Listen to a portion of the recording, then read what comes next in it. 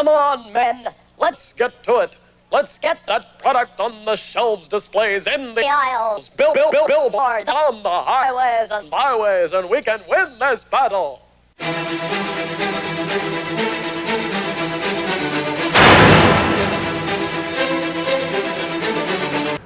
Lord, the Bruins have stacked up their team, folks. They, as you know, they got Bertuzzi. Also, they got more grit on that team, and we're going in there. As far as I still know, without Darlene, right? And Tuck, of course, are both out. So this is not going to be an easy game for us today. And if we somehow come out with the win, we're going to look like the Stanley Cup's on the horizon. If we don't win, I don't think many of us will be that surprised tonight. But let's see what the boys do going in. So we'll talk a bit about this. And I'm going to give you my take, guys, on the whole Erik Portillo thing also. No point making a video on that. I'll just toss it in this one. I want to keep this video as quick as possible because it's already going on 5 o'clock and I got to get this out to you guys. So let's talk about right away about tonight's game. The Sabres, 5-5-0 their last 10. Will our evil twin show up today? No way to know. The Sabres are 19-8-2 on the road. That we do know. They're one hell of a road team this year, folks. One hell of a road team. We're 3 points out of a playoff spot with a game in hand on Pittsburgh. And we're 4 points out of the first wild card spot with 5 games in hand on the Islanders. On our tails is Florida. We got 3 games in hand on them. They got 66 points also. And right under them, Washington, who also have 66 points, won their last game. We got 4 games in hand on them. Ottawa creeping up there, folks, 64 points. And they are 2 points, 5 points out of a playoff spot. 2 points behind the Sabres. Sabres have a game in hand. Look out for Ottawa. Also, and Detroit, same exact scenario. 2 points behind the Sabres. We have a game in hand on them as well. Philly falling out of it at this point. We have 3 games in hand on them and a 9-point cushion. I think we're okay to start knocking Philly off the totem pole here, I believe, at this point. We'll see. Anything can happen late in the year, guys. A lot of games left. The Bruins, 24-2-3 at home. Yes, one of those is us. Of those 3 is the Sabres. 23-6-2 on the road, even though that doesn't matter today. My goodness, what a year.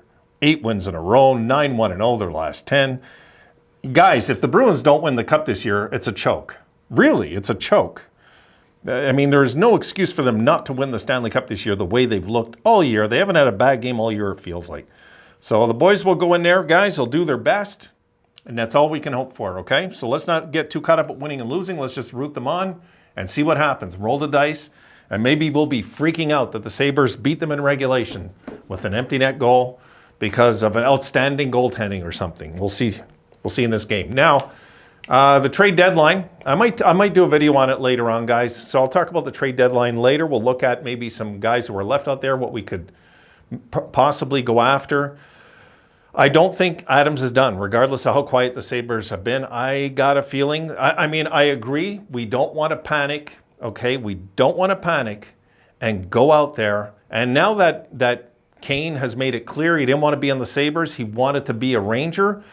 For those of you that have this love affair with Patrick Kane, I hope you've put it to rest now, because he's never, ever going to be a Sabre, except in the offseason if we're stupid enough to pay him more than anybody else. Forget it. It's done. It's a done thing. The guy's past his prime. I don't care how hot he's gotten this week. I don't want a guy that age on this team that comes with that baggage anyway. So I'm good with no Patrick Kane. I'm good with it. I'm kind of disappointed that we didn't get Chychrun. I thought we could have matched what Ottawa gave and got him. You know, but I guess Adams is really being tight as a drum when it comes to keeping our draft picks, folks. And that's not a bad thing. It's not a bad thing. So those of you that think that we have to give up the farm to get a player right now, why? What is the point? Why? Because we're close to a playoff spot? What if we go and give up the farm and we still miss? Doesn't make any sense, right? So let's see what we can do with what we have. Although I would like to get some sandpaper on the team. We've done that with one acquisition so far in Stillman. And we'll see if we add a bit more. You know, we're not there. We're just not there. I've seen some notes from some Sabres fans talking about Schenn, getting Schenn. And why did we get Stillman instead of Schenn? Just go look at the Rage. That's why. Go look at the Rage. That's why. There's no other reason, guys. Stillman fits in better because of his age and his connections to some of the guys within our organization. You know, Skinner and Adams, to be exact, you know. I think we got to accept that what we want doesn't really matter. It's what does Adams think is right fit for this team to improve this team in the long term, not just this year. It's not of the essence that we have to make the playoffs this year. I want to get in, but if we don't make it this year, we've had one hell of a season, folks. Now, I'm going to drop that. I'm going to get on quick about Erik Portillo, just a few thoughts, and I'm closing up this video and getting it out to you guys. Look, Erik Portillo, I don't think any of us are shocked we move Erik Portillo. People are going to say, why did we only get a third? Because, folks, he wasn't going to sign. I mean, he wasn't going to sign. And if he's not going to sign, we got to get something while we can. And we did. We got a third-round pick. It's not earth-shattering, but neither is Portillo. He's never played an NHL game. We'll see how his career pans out. He obviously wasn't going to sign with us. I don't think Adams was thinking, oh, okay, I don't want to sign this guy. I only want to sign Levi. Of course he wants to get him under contract because then he's worth more if he trades him. So he couldn't get him signed. You know what I mean? If you can't get him signed and we had to move him out, then we had to move him out. That's it.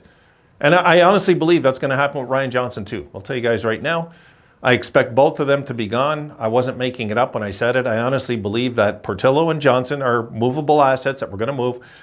And people say, well, we can still get a second rounder for him. Yeah, we could, but can we get a bit more now? Is there maybe a team that might just give us something a little more? Maybe a second round pick and a prospect. They're guaranteed a second round pick, so if they got their eyes set on this kid, or the Sabres might get him signed and shock me because I don't think we're going to get him signed. I didn't think we're going to get Portillo signed, and I do not think we're going to get Ryan Johnson signed. I think we have to move both these guys. If we don't move Ryan Johnson, then we can roll the dice and try to get him signed and still get a second round pick. Worst case. Worst case. It's not the end of the world. It isn't. And anyway, I'm going to leave it there, guys. Let's close up this video. I want to get this video out to you guys. It's 2 hours before game time. Go, boys. Let's try and just get a win. If we can get a win in this one, I will be freaking out, guys. Freaking out in the postgame. I will milk it in the postgame, okay? I'll milk it. Don't worry. See you guys tonight. Go Sabres.